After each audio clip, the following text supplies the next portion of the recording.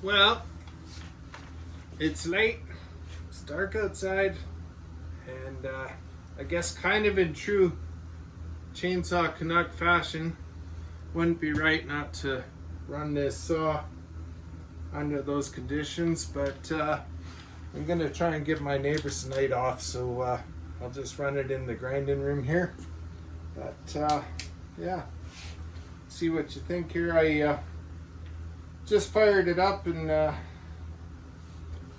tuned her a little bit there. It's topping out at 12.3 right now.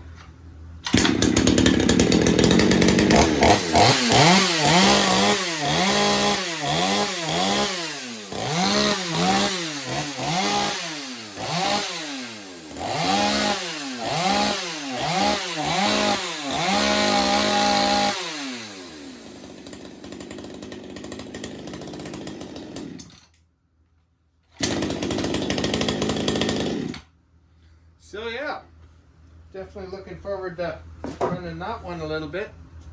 Probably tomorrow, make some cuts with it. Wish the bigger saws I was working on this week had been going as good.